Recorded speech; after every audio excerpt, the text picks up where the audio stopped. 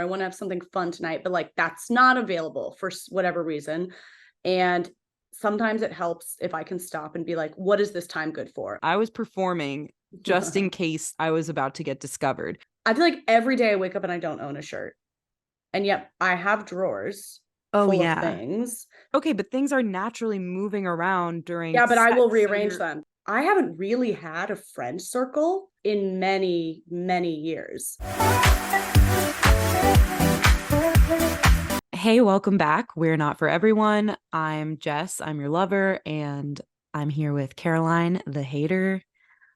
What's up, baby king? Ah, little cheeks, little fucking cheeks. Tell me what's on your mind immediately. I have a question for you. This is something listeners write in a lot about, and I think it's a good question, which is the topic of what do you do when you're home alone and craving company, but maybe nobody's available? Like maybe a friend's not available on the phone, someone can't hang out, and you kind of need that connection, but sometimes it's just not freaking available in 2023. Do you have staple go-tos of what you do? The first step is panic. The first step is always panic. It's like, how dare no one be here for me in this time of need? I'm always there. I always pick up the phone for everyone. Once I go through that little process in my head, I usually, what do I do? So I've literally tried everyone, is what you're saying, and no one's. Yes, connection, human connection is not an option. Like you can't imagine. No, that's not, I of course can imagine. It's just very upsetting to think about. I think that I go to like my comfort shows next, like a podcast or a TV show, maybe that I've even watched before. Or if it's a podcast, like a favorite one where it feels like I have parasocial relationships with those people. Totally. And I just turn that on, whether I'm focused on it or it's in the background of something else. It makes me feel less lonely, but I don't know if I have a good solution. This paralyzes me every Monday. I feel like on Mondays, This is how I feel. Yeah. Oh, nobody's around on Monday. Okay. We gotta Nobody wants to talk on Mondays, but I need someone to talk to. Really? Something like that. That kind of aligns with my schedule. I try to preserve Mondays as like as best I can, as a no social events, no events on the social cal day, because it's like weekend was whatever it was. I'm trying to, get on top of laundry again. I end up doing that on Monday. Get on top of work, like have some uninterrupted time, make sure I get to the gym, whatever. So I feel like, but on a day when I am craving connection, I almost never think to call somebody. That is, I maybe everyone's available and I never think to do it, but I am trying to get better at that. But podcast definitely helps. Sometimes this is fucking crazy, but sometimes I'll put on our podcast because then I get to hear your voice. Oh, I was just gonna say, you texted me like a week or two ago saying like you were needing connection. You literally said this. You were needing connection, and you turned on an old episode of ours, which tickled me to no end. But I also texted you right back, and I was like, we can like text right now if you want. Like we can talk. Yeah, at no point did it occur to me to actually call someone. I was actively having a panic attack. And sure. And it was one that where it was like I was cusping on a panic attack, and they've been which is a new experience for me, just panic attacks in general. And so I could feel it starting, and it's happened enough now that I could like, okay, heart rate's up, breathing's kooky, sweat's happening, circular thinking is going. I know what this is going to be now. And it does help to identify like, okay, I know what this is, but it doesn't necessarily stop. It doesn't stop all the physicality of it.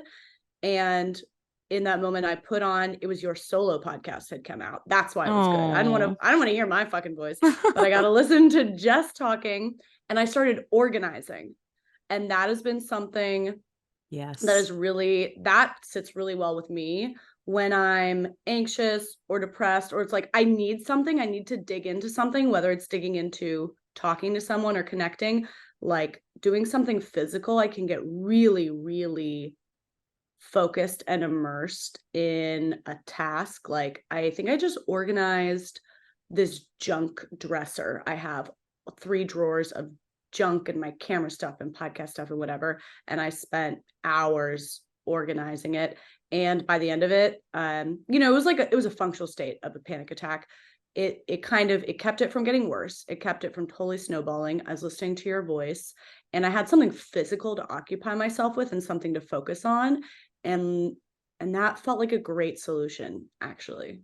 Yeah, I very much relate. I'm like still so, my heart is beating faster that my voice was involved in any way in helping you through that. But yeah, the organizing really resonates too. Like I used to, when I was in middle school and high school, if I had a big test the next day that I was like anxious about, and maybe I was procrastinating, but I was also definitely, there was like not necessarily panic attack happening, but definitely anxiety happening leading up to it. I would late at night literally move my furniture around my bedroom. I would decide to like redesign the room and move where my bed was, move where my dresser was, like just totally move everything. And my family's like fast asleep. It's like 11 p.m., 12 a.m. And they just hear like, like I'm moving the bed. I hope that's furniture moving, or is that just crying and moaning late at night? Yeah, true. It masked the cries, and instead it was just like, oh, she's doing that thing again. That is a good one because it feels like you're getting something done. It feels like you're creating a new life for yourself. Yes. Look at that chairs right now. Yeah. Things are different. I would literally like draw a layout of the room and like draw what I wanted to do instead. I was very architectural about it. Probably like early teens, like 13, 14 is when I did this a lot. Yeah, thank you. But I relate. And I think even like a few weeks ago, I was having one of these anxious Sunday Mondays. Those are my most anxious days of the week. Like the socializing is dying down. I'm just alone with my thoughts. People are less available to chat because they're trying to unplug because it's the end of the weekend or the beginning of the new week, whatever. And I did something really similar. Like I put on a podcast on YouTube and I went through my closet, like got rid of stuff I wanted to donate, just did that type of task that had been a purge something I wanted to do in the first place. Yes. Yeah, getting rid of stuff feels so good. It does. I totally hear you. That. I like that. Something I want to do in the first place. Something I think about a lot. Or when I can get myself there in a time where it's like, I want XYZ in this moment, but ABC are only the things available. I want connection, or I want to be going out, or I want to have something fun tonight, but like that's not available for whatever reason.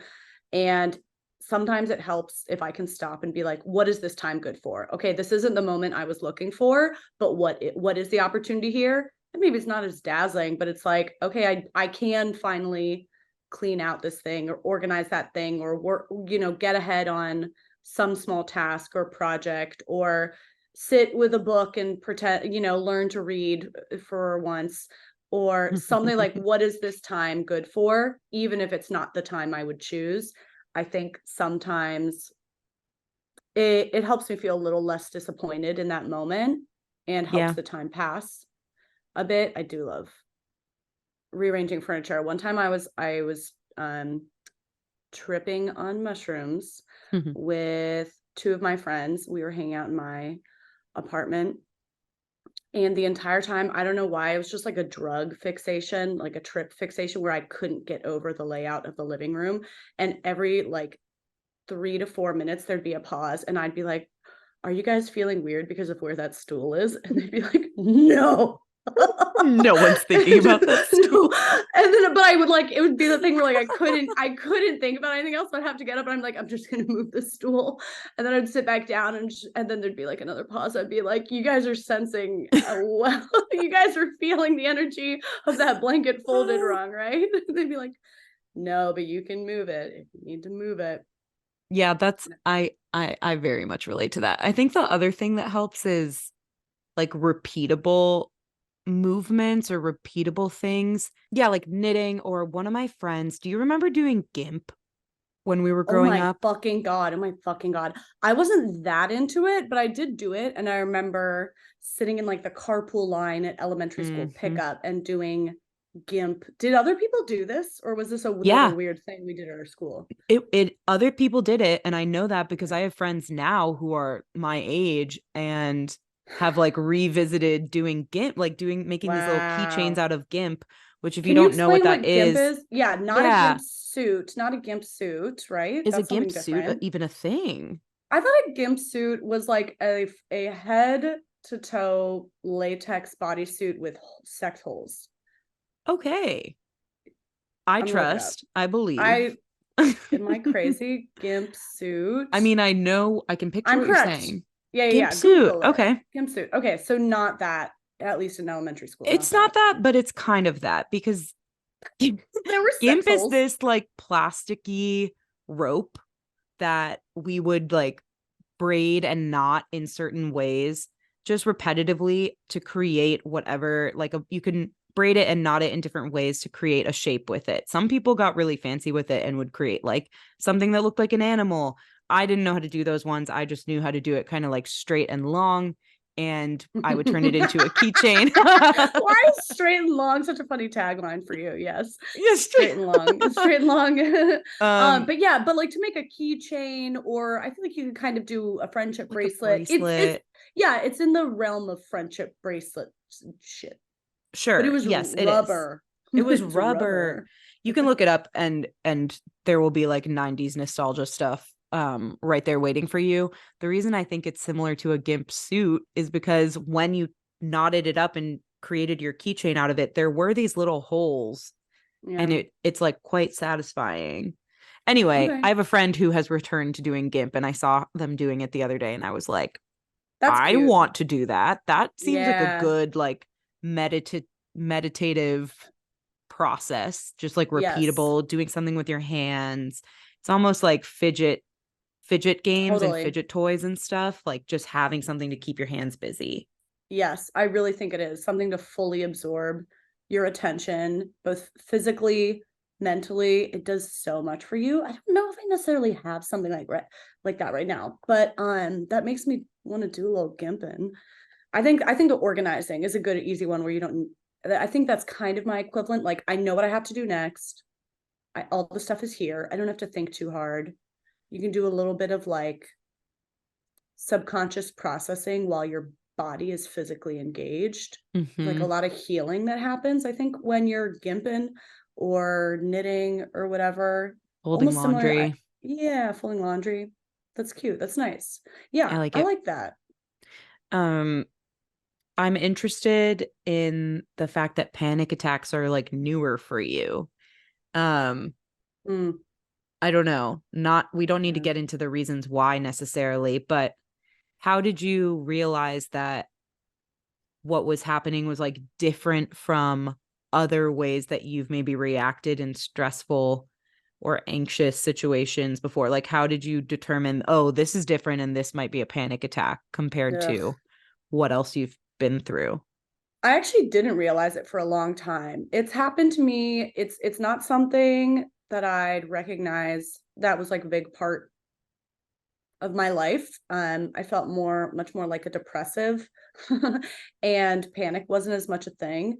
Um, I definitely started having panic attacks in my last long-term relationship when my ex he would just break up with me all the time, and Mm, it was very much related to like abandonment. Um, that's when I started meditating. Meditating was like the only thing that could like I think keep me going. yeah. Um, so it was pretty, but even then I didn't recognize what it was. And then it happened a few times in coding school. I I would end up like prostrated in like a public bathroom floor. Just I was like so sure I wasn't going to get through coding school, and I had just quit my passion career, which was also my identity, which was also my sense of self-worth, which was I gave up everything. I Yeah. gave up social life, I gave up money, I gave up time with my family, I gave up time off to work 5 jobs and try to be an actor and pursue this thing. And then I gave up all of that.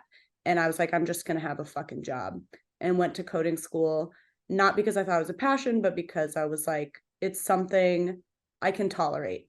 I don't think I'm going to end my life. I'll tolerate it and I'll clock out, and then I'll have evenings and I'll have weekends, and that's my life now. And that's actually a really, really legitimate, I'm really glad I did it. I eventually couldn't keep that up. I eventually needed to do something I cared about again. But when I made all those sacrifices, and then when I was in coding school, and then got like near to graduation and was struggling, and people were dropping out left and right. I was struggling to like understand some concepts, and I was like, okay, now I don't know why I quit everything. Now I don't fucking know. This was the backup already. Like, if this doesn't work, now I'm panicking. Yeah. And I ended up getting through it. And then I hadn't really had these incidents until recently, and I was trying to figure out what was causing it. Honestly, I think it came related to abandonment. Is like, for the first time in my life, I've had things worth losing. A romantic relationship worth losing. Or wait, no, that's not the phrase. It would be painful to lose. Worrying about losing. Worrying about I understood what you meant. Yeah. Worth losing. Better lose that. Justin, better you go, clarify. Re-listen. And also, but I think it started with that. It started with really caring about somebody again, and then this crazy fear that they might not be around. And but then it spread to worrying about my siblings leaving me, which is not a reflection on anything they did. It's just like the fear just, it has to attach somewhere. And then it was attaching to my friend circle. And I actually realized that I haven't really had a friend circle, like a consistent group of friends, in many, many years. I was very, very lonely and isolated through the years that I was living in New York. Then I moved home to DC to go to coding school, and I wasn't making friends. I was just living with my parents for a year. Then moved to Ohio, started a whole new life, knew nobody, was in a relationship that was extremely controlling, extremely isolating. I couldn't really have friends for several years. Then moved to DC and like started all over again. And it takes a few years to make real connections when you move somewhere new. So I don't know, that's like 5, 6 more years since I've had like a substantive friend group, and I have it now. And as soon as I had it, it's like very new that it feels real and it feels deep. And as soon as I had that, it was just total panic. Like, I'm gonna do something to lose all of them. If I put my attention anywhere else for a moment, I'm gonna get punished. I don't know. A lot of fear about, I don't know. So I feel like it's like getting used to having a couple really good connections now, and it's just total fucking panic. Yeah.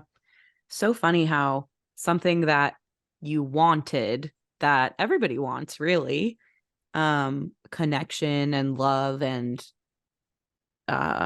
partnership and companionship, is also the thing that, like, it's easier sometimes not to have those things that you want, because there's nothing to lose, and like you can just get comfortable with like, okay, well, it's just me, and like at least I can control that, and at least I can't leave myself. That. Yes.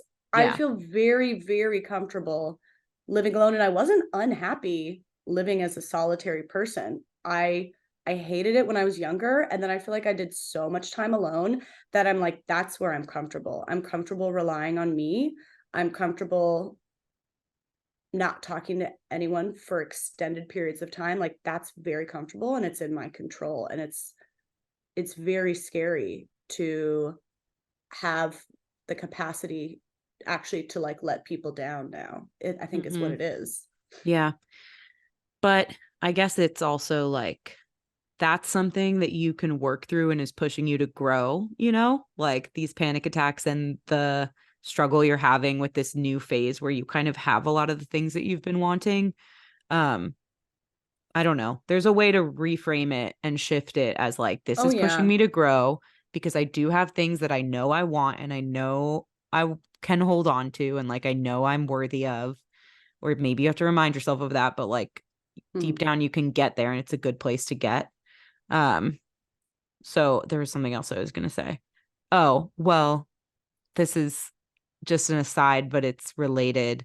I did notice recently, so like about a year ago when we started the podcast, I remember something that we talked about a lot was that you didn't have a friend group yet in DC and like you had individual friends maybe, but you didn't have like a group and that's something that you kind of craved and you didn't know how to form it.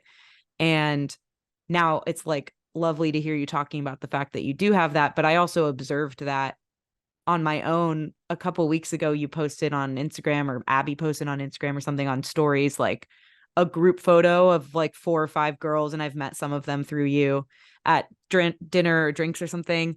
And I just looked at it and I was like, Caroline has a group now. Oh. Like it made me really happy that just like from an outsider's perspective, we don't live in the same place, and we've talked about those things. Like I can now very much see the evolution over that time.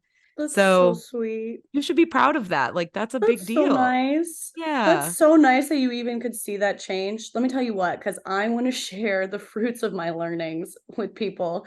Um, I actually do feel really proud of that. Like I have a lovely friend group in DC now, and all of these girls like only knew me. I was the only person who knew each of them. There were all these individual relationships, and love them so much. And I also was missing having this group dynamic. And I also sometimes felt like I don't have time, nobody does, to do like 5 individual dates every single week. It's like either I'm not going to be able to see people that much if we don't all like get to hang out together sometimes, or I'm going to be, dead tired all the time. Anyway, I'm never the person who brings people together. I don't like organizing events. It stresses me out. I'm not a good host. I am fucking weird. And but it became clear that like if I wanted to have a group, it was fucking on me to own it or to do it, or I don't know, it just felt like one of those moments where it's like, why are you waiting for somebody else to do this? Who cares if you're weird? You're weird.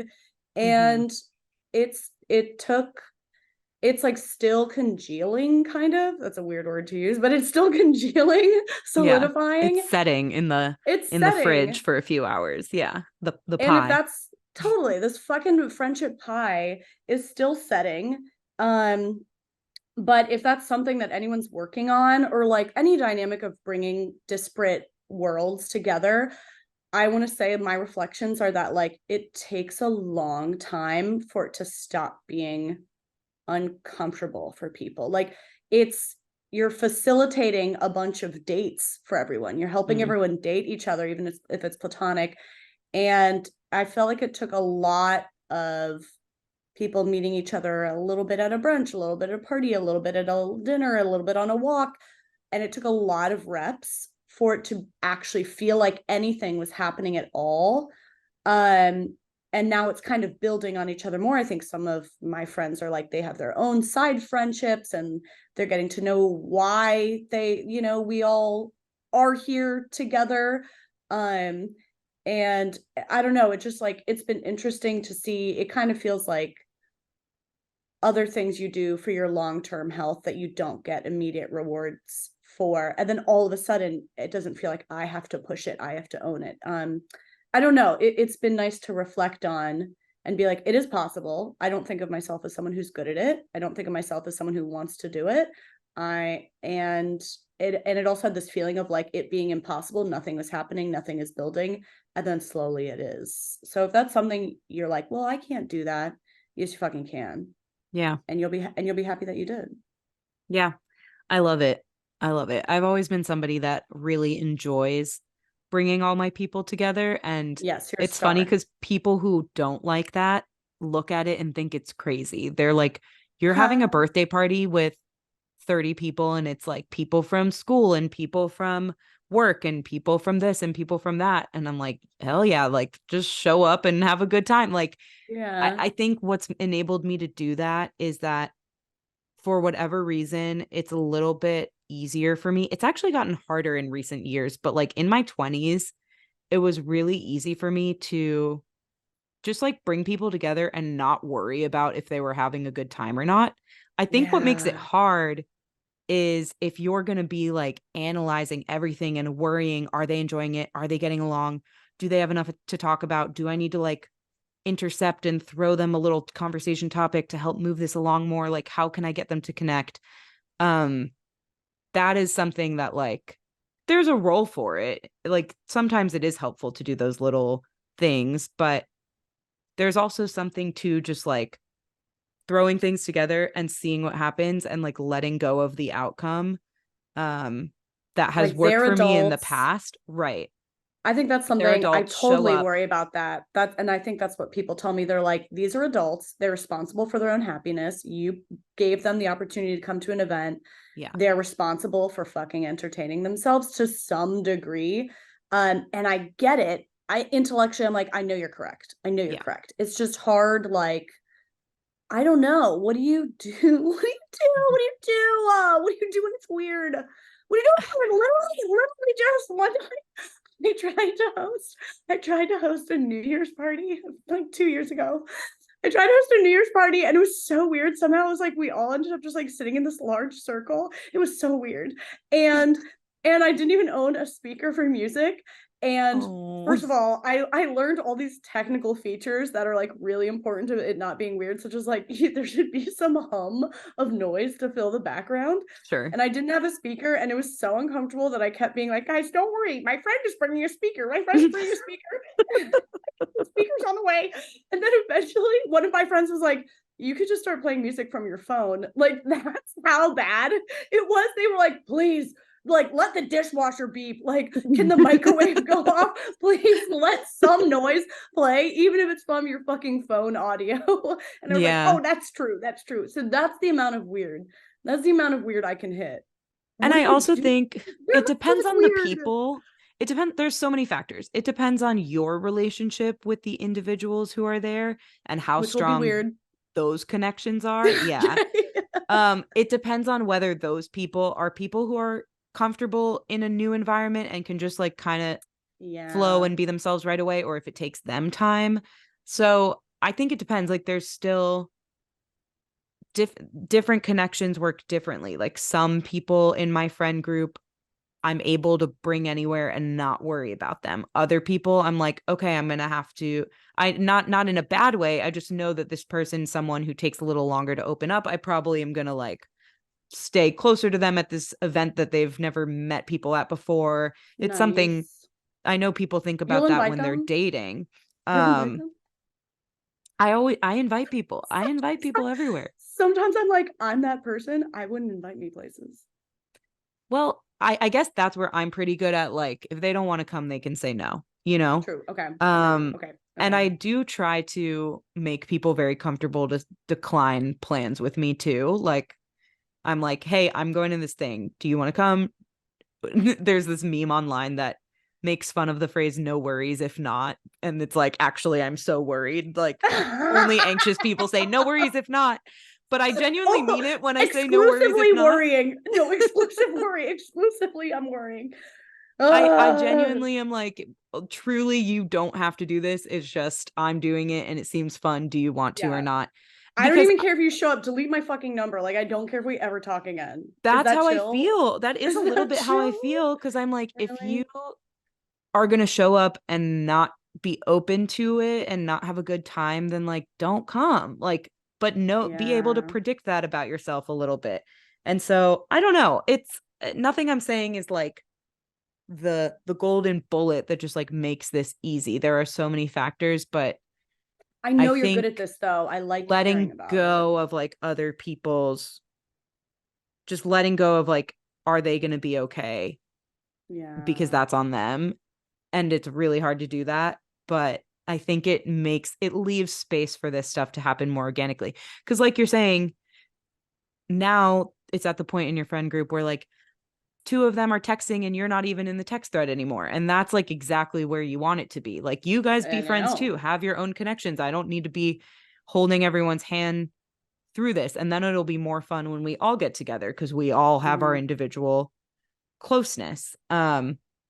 So if you want to get to the place where like they can handle it on their own, then almost like start by letting them handle it on their own. Bring them together and be like, Yeah. okay, Ugh. the point is for you to handle it on your own. That's what I want I'm to see leaving. here. Yeah. Shape up. Yeah. Like, I'm not get it together, hanging girls. out. Talk to each other.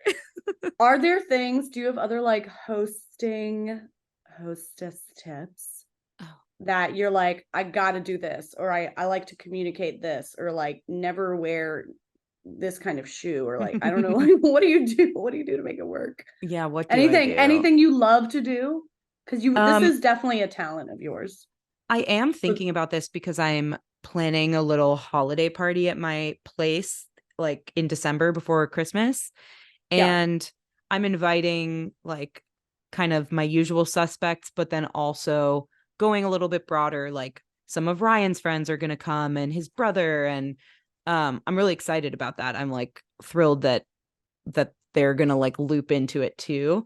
But I am thinking, the overthinking does take over a little bit when you're like, oh, now my boyfriend's group is going to mix with my group. And then what's that going Yeah. to work?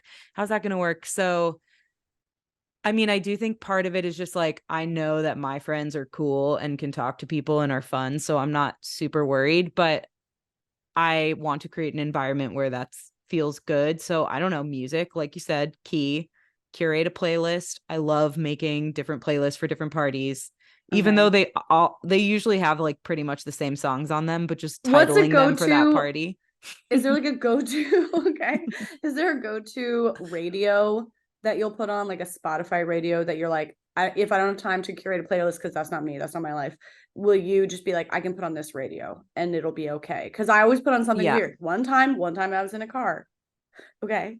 One time I was in a car with Justin and I just met two of his best friends and we were doing a long, like 4 hour and they were like, what do you guys want to listen to? And I don't know anything about music. So I don't know why I answered the question because I hate that question.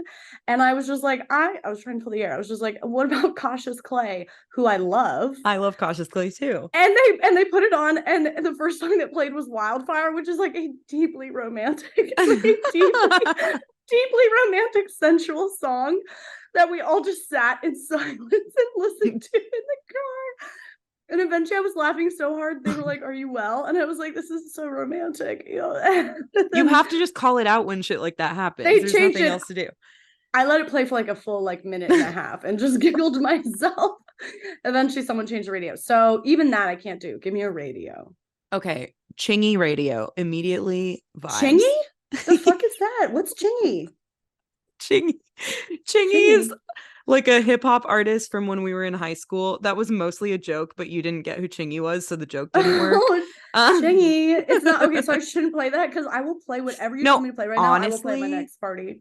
It will be a freaking vibe. He's the one that's like, I like the way you hit it right there, right there. Yeah, remember that I'll song? absolutely play that. That's better than everything else I was gonna play. Okay, right there, right there. Right there, right there. Or Chingy. like, we be chilling at the Holiday Inn. That's Chingy. Okay. Chingy anyway, radio. Cool. Okay, amazing. If you're going for like a little bit of a like thoughtin' and boppin', like we out here type of party, then I would say Chingy radio is it. Okay. If you're going for something a little more like smooth vibes, like house, like maybe it's more of a potluck, like adult, but still sensual. You could do like Lauryn Hill radio, or shitty titty. Okay. Like I've talked about Anderson .Paak before. I love doing Anderson .Paak radio. It's kind of like funky soul. Wait, hip-hop. I'm literally writing these down. Radios. This is like I love selecting the music that we put on our Instagram stories when we like put the episode description every week. You're so good at it. I love thinking about this stuff. There's so many ways you can go. I would say never commit. You know what you did in that car is you said Cautious Clay, and then they played Cautious Clay. And you never want to commit to one artist. You always want to click radio. Yes, because you don't want to go too deep. You want to go broad. You hear all of their collabs and you're like, why? Right. It never plays the right song first when you Wait, what just was go the to the other artist. guy? What was the other? I'm literally writing this Anderson down. .Paak. Anderson .Paak. Okay, this is on a note said radios to have friendship too. Anderson .Paak. Lauryn Hill. I think the listeners are taking notes with me right now. Lauryn Hill was people a need really this. good suggestion. Who That else? is a good. I Who love you else? complimenting your suggestions. It was like the best after you give the suggestion. Yeah, Okay, going for that's like good. some 90s, 2000s, like R&B, I think is generally a crowd pleaser. And on an R&B radio, they're gonna throw in some more up-tempo songs. They're gonna throw in some more soulful songs, and you're kind of gonna get a good mix. So yeah, that's my suggestion there. That's nice.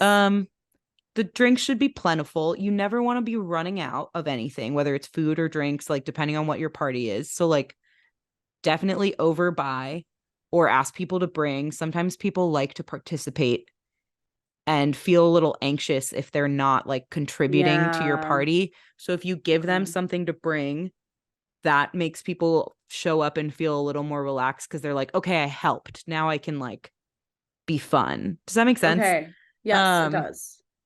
So yeah, you can even ask someone else to create the playlist and then ask somebody to That's true. bring the wine and then ask somebody to bring a game, and like then you've cobbled together a party and everyone feels like they built it together, so they're more invested in it being fun. Okay. Delegate to avoid full blame.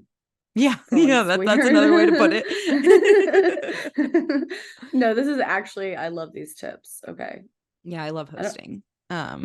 And sometimes it's still awkward. I've hosted things that have not, there's a ranking to the things I've hosted. Like they aren't all going to be winners. First question. Did you, and I'm sure I already know the answer, did you practice your autograph growing up, and how much? And when did you land on like the one? Do you remember? I'm sure I practiced my autograph since I was like dreaming of being an actress. I'm sure I did, but I don't really remember that. I remember more practicing my. Is this signature different from signature and autograph? I would say are the same. And it's not cute. I have like, there's a way I sign my freaking checks, and it's barely anything. It's not cute. It's not anything. But I do feel like I thought about it. Exactly. And I feel like when I thought about it, I wasn't thinking, oh, this will be my signature that I use for checks and stuff. I was definitely thinking this will be my autograph for when I'm signing my like pop album. What's that lyric? Kiss both boobies before I sign them. Is that a lyric? I love that. It's a lyric song I've been loving right now. Is it by Chingy? Beautiful. No, it kind of sounds like it is. Wait, I do want to look it up. Kiss both boobies.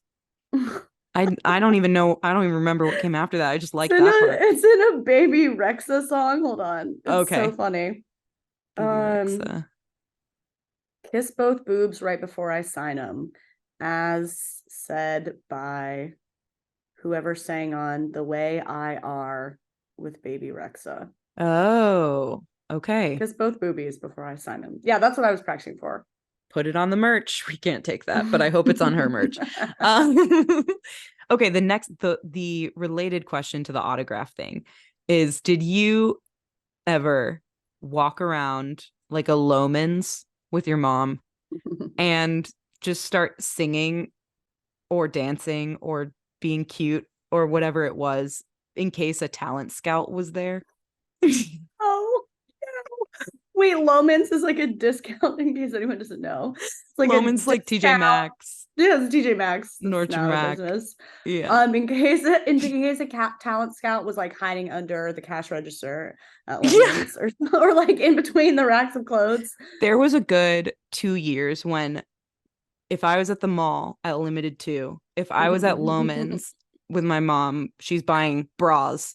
Wherever we are, Loman's is such a different experience. Loman's, you're in a basement. Okay. You're in an unventilated basement. You don't know. Scouts are looking for a discount too. Okay. That's true. I was singing and dancing. I was performing just in case I was about to get discovered. Because when we were growing up, I feel like in the 90s, you would hear about people became famous differently. It wasn't like everybody is a TikToker and then they get fame. It was there's this like cute little girl and she's at the mall with her mom, and then a scout comes up to them and asks if she wants to be in the Mickey Mouse Club, and next thing you know, she's Britney Spears. Like that's how it started back then. So I just acted like it might be my moment, like pretty much at all times, from like I don't actually 7 to 9 years that old. is how it happened. It wasn't actually, it's hilarious, but it wasn't delusional. You were a strategist. Thank you. I was just thinking ahead. Yeah, you were thinking ahead. I guess you just weren't in the right stores. Is what I'm thinking. But I mostly just wanted to shout out Loman's. A lot of memories there. Did you ever meet anybody? No, absolutely not. And my mom would be like, you're being too loud. Like, stop. Like, you're ruining the Loman shopping experience for everyone else. But I just walked around thinking that that would happen. I practiced my autograph. I would practice my like acceptance speech for an award in the shower with like the shampoo bottle, you know? Yeah, that's important. But you never know when you're going to win an Oscar. So that's not crazy. To me, that's not crazy. You don't ever know. No one ever knows. Yeah, one day you're in Loman's and the next day you're winning an Oscar for your performance under the sale bras. Yeah. Yeah. Okay, I just want to make sure that that was like a shared experience, kind of. It is shared. It is a shared experience. And I wonder if kids still do it. Like maybe. I think they're on TikTok. I think you're right. I think they're on fucking TikTok, which also makes me think how much lamer it is to be a talent scout these days. Like you don't have to go anywhere. You just have to like be on your phone, I guess. Yeah. Does that job even exist? It's a totally different job now. Yeah. They're probably like, they have to run the Gmail at their agency, but then they also like look on TikTok and you can just like pick someone and you're like, you're famous now. Yeah. Wow. They have so much power. I still feel beholden to them. I hope they notice me. To the talent managers? Yeah. I mean, not in a mall anymore, but like on the internet. We want to get noticed, baby girl. He's just singing in malls a lot, Jess. You know, I love going to the mall actually. There was a weekend like 2 months ago, right before I went to a friend's wedding, and I went to the mall 3 times on Saturday and 2 times on Sunday, the same mall. I drove back and forth, buying things, returning things, buying things, returning things, because I was panicked about finding a dress for this wedding. And but part of it I think was because I just wanted to go to the mall. There's something so comforting about being in a mall. And it's like a much better, in some ways, it's a much better shopping experience. I feel like I've become such an online shopping person, but then that weekend spent at Old Orchard Mall in the northern Chicago suburbs was one of the best of my life. Oh my God. I went to CPK. It was great. Fuck is that? The California Pizza Kitchen. Oh, okay. Okay. Oh my God. We are not cut from the same cloth, it seems. I feel like honestly, I want to know how you find your fashion. That's actually a question on my notes page, because I'm like, how do people figure out clothes? How do people find what they are? Sometimes I'm like, what is a shirt? Sometimes I feel like I don't even know like what shirts are. I'm like, I know about t-shirts. I know about crop tops. I definitely know about crop tops. Like I know about coats. Like, what are the other shirts? Yeah. That's true. There aren't a lot of shirt types until you get to sweaters. I'm a or big like a sweater. chemise. Yeah, I get sweaters. I know what a button down is, but I feel like I feel like almost every day I don't know. I feel like every day I wake up and I don't own a shirt. And yet I have drawers full of things. Do you know what I mean? Oh yeah, my closet is full to the brim. I have so many clothes, but I always feel like I have nothing to wear. Yeah. I don't know if I have an answer. Like I just buy a lot of stuff and return a lot of stuff. I'm constantly ordering, returning. Nordstrom is my religion. Like they have every brand, they have every size. Our LLC is registered at the Nordstrom location. Yeah. That is our home I address. order things in multiple sizes online. Yes. I try them all on. I try them at home with my other stuff and make sure it's something that I'm going to be able to wear with like my shoes and styling and whatever, or I return it. Like that's the only way I do it. I don't have a good process. Okay, so sometimes I feel like I've tried so many different things. Sometimes I feel okay, yes. So recently I ordered maybe 25 different pairs of jeans, but the same jean from Abercrombie in 25 different sizes because I had to get straight, I had to get curve, I had to get short, I had to get regular, and I had to get extra short. Yes. And actually what I ended up keeping was extra short curve. Even though you're like I'm petite, but the curve cut means it was like more room in the butt and thighs, which is how I'm built. So that was a success. It took 25 pairs of trying on the same jean. So that worked. But then sometimes I'm like, I'm buying too much low quality crap. And I need to, if I invested in nicer pieces, maybe they'd stick around longer. And sometimes that works. And then sometimes I choose to invest in a piece. And then after having it for a few weeks, I'm like, no, I actually don't like wearing this. And then I've just spent much more money on something I don't like. So I can't even fully convince myself to invest in quality more because of the time requirement it takes for me to figure out if I even actually like wearing something. Like, will you hold on to a piece of clothing for weeks and weeks? Or do you know just in trying it on if you're actually going to wear it? I feel like I can't figure out if I'm actually going to wear it. The only thing I know for sure that I'm definitely going to wear, and so I will keep it, I'll rip the tags off immediately, is like a sweatsuit. Everything else is a total, like, what's the word I'm looking for? A total crapshoot. Yeah. That just reminded me of when I said crapshoot and then you repeated crapshoot, it reminded me of the line in Mean Girls where they're like, say crack again, crack. Which just like lives rent free in my head. Yeah, I am hanging on to every single word you're saying. This is just like a one-on-one tutorial. I'm asking these questions because I assume it's helpful to other people, but maybe other people aren't this lost. This episode is hilarious. It's like Caroline asking me how I make friends and host parties and style my outfit. What's a shirt? Name 3 different kinds of shirt to me so I can write it down on my radio staff friendship 2 list. Name a shirt. What is another shirt? Can't think of any, right? Peplum top. I actually love those. Peplum. Is it not a peplum? Peplum. Peplum. No, my best recommendation to you is I just started using a clothing rental service. I'm not going to say their name because they're not sponsoring us, but it's Fuck the 'em. one. Have we asked them to sponsor? It's the Have we asked them one. to sponsor us? I tagged them once, but I'm gonna be more direct next time. I think they should sponsor us. I've been using it for a whole month and I love it. Whisper it to me. Wait, don't even say it. What?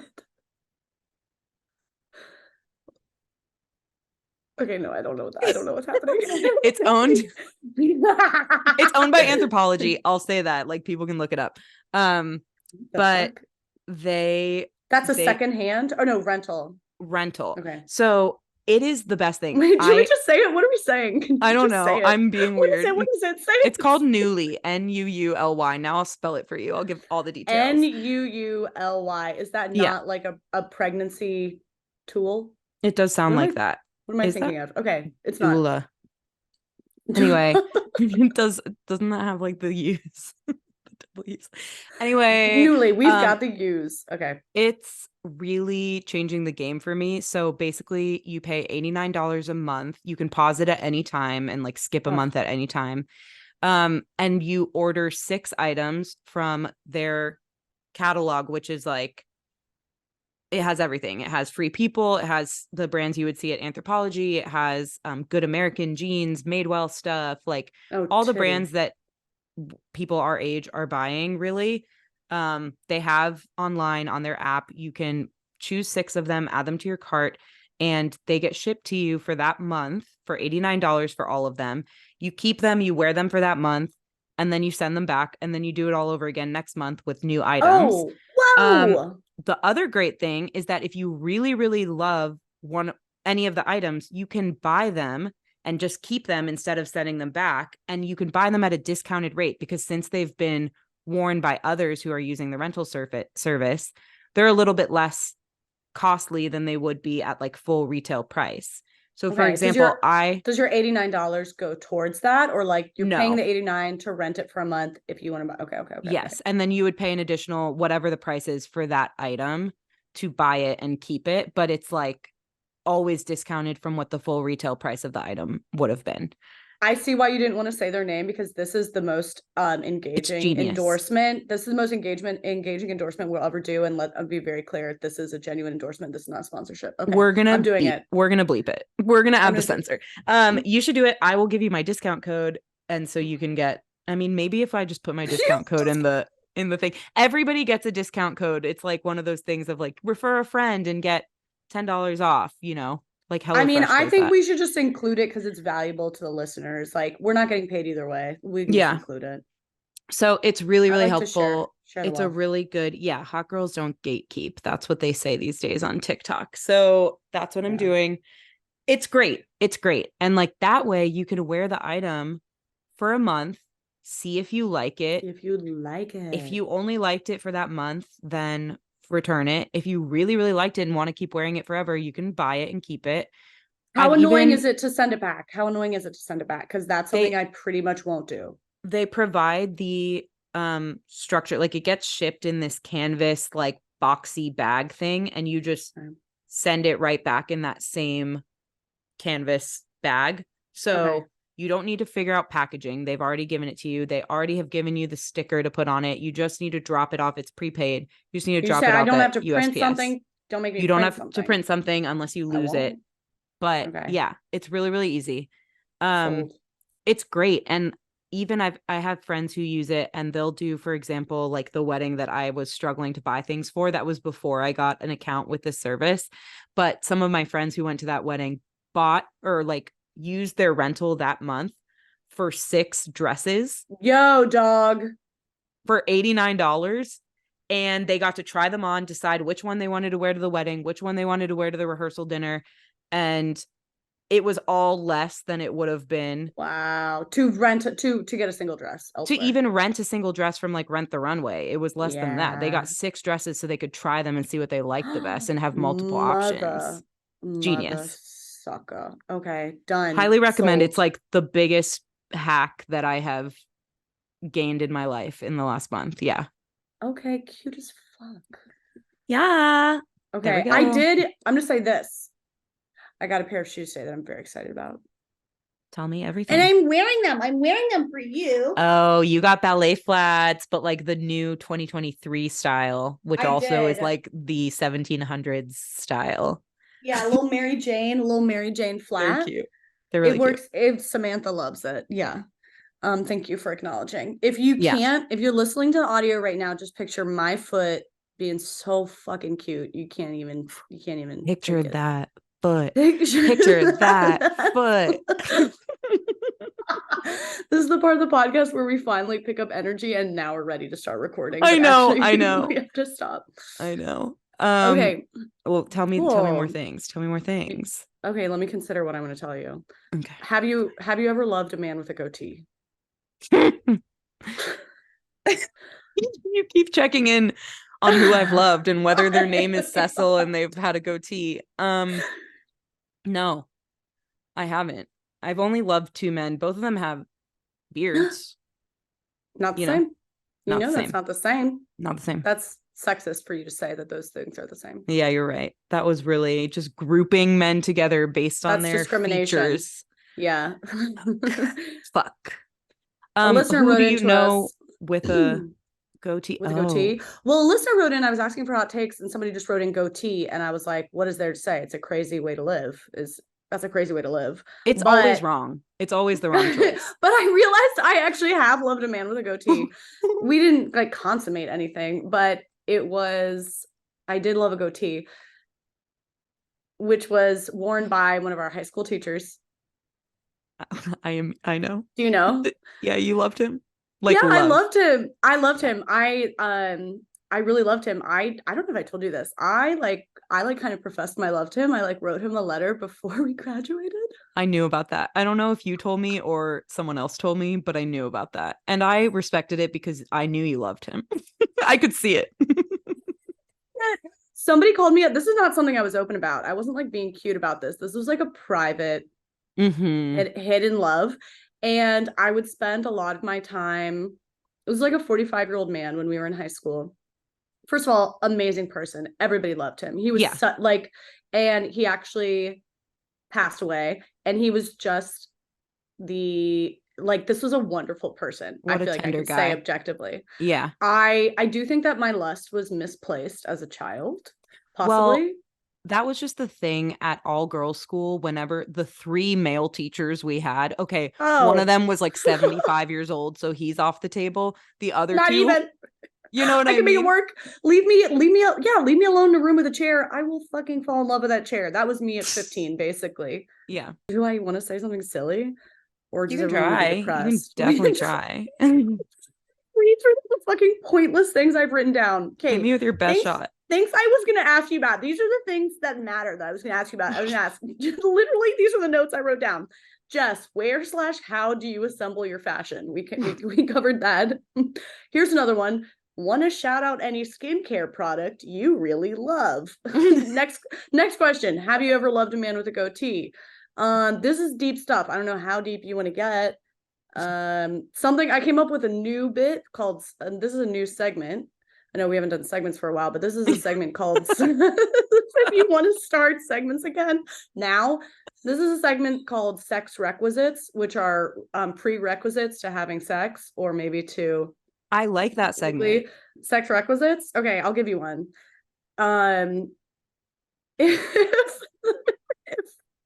If the pillows and bedding aren't symmetrically laid out, I can't orgasm. Hold on. Wait. No, it's true. If if the blanket is touching one knee more than the other, I can't orgasm. I don't. It's not making sense. You know how like no, it does make sense. It didn't make sense. This also doesn't make sense. If the pillow, if. But what if they aren't okay? But things are naturally moving around during. Yeah, but I will rearrange them. There's a moment during sex where I will have to. I have to move the pillow and I have to move the blankets. Do you take a break from the sex while you're doing that? Is the sex still happening, but you're just like in a position where you're able to like reach around and fix these things? Do you do it when you're pretty close to finishing, just in it's case? Like when I'm ready, it's when I'm ready to buckle down and get serious and like focus. And Justin, at a certain point, I had to start communicating what I was doing to Justin, so Justin knows to help me move the pillows. So you're both like yeah. If it's not symmetrical, it's too distracting to me. Do you have to be in the center of the bed then? No, it doesn't have to be in the center of the bed, but whatever is in my frame, my visual frame, has to be symmetrical to you. To me. Does it also have to be symmetrical to him? Depending on how we are aligned in relation to each other, then it would be. Yeah. Does that make sense? Okay. I mean, no, but like it makes sense in my brain, but my soul has left my body as I as I worry for you. I'm trying to think if I have something like that. You have any? You can think about it. I'll think about sex requisites. Sex requisites. Sex requisites. I mean, like, do you have a certain scent that you can only come to a certain I do have a scent that helps me come. Normalize. Okay. Yeah. Or like a sound, like I have to hear a flock of geese or something like that. So usually in my apartment, I live across the street from a dog park and a playground and a school. And Stop bragging. Pretty much constantly there are the sounds of little kids playing outside, and that is distracting. And also maybe if I'm somewhere else, I won't be able to come anymore because I'm so used to the giggles of children. Oh no, you can only come to the sound of a child laughing. No, because I've come in other locations. But I'm just trying to help you seem less weird. What else can I say? Um No, you're addicted to the sound of children's laughter. You said it. You said it. We're keeping it in the pod. I have this lavender incense that during the pandemic, okay, back up. During the pandemic, I was masturbating Like almost crazy. constantly. It was hard to find. You would be hard pressed to find a Wasn't part it of my joyful? schedule when I wasn't either prepping for, in the middle of, or cleaning up after. Was it like a depressed masturbation or like a masturbation of survival? It Or like, or what, depends. or was it It depended. At the beginning of the pandemic, it was no, at the beginning it was like a fun, oh, we're home for 2 weeks. I'm just gonna masturbate all day in between my meetings and calls and stuff. Then it became depressed when it was like, oh, this is gonna be longer than 2 weeks. Then it Once you became realized you've been masturbating for 2 weeks straight, then it took a turn. then it became stress relief because my job got really busy. The more we worked from home, the more hours you can spend working. So I was like nearing burnout and nearing the point where I quit my job for a year. About, that's what we call it. Yeah. So Okay. it was like stress relief for me during a time. And then eventually I quit my job and I was unemployed, fun employed for a while. And that was like, well, I have nothing else to do, so I'll masturbate. So it just like this 2-year stretch of time, the reason evolved, but the actions didn't. Like that remained the same. And I almost always, for whatever reason, would light this lavender incense before like the first masturbation session of the day.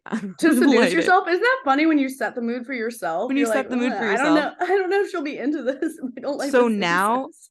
pretty much anytime I light that incense, I like get horny. Like I've classically conditioned myself. It's like Pavlov's dog. A Pavlovian response, you fucking dog. Yeah. Yeah.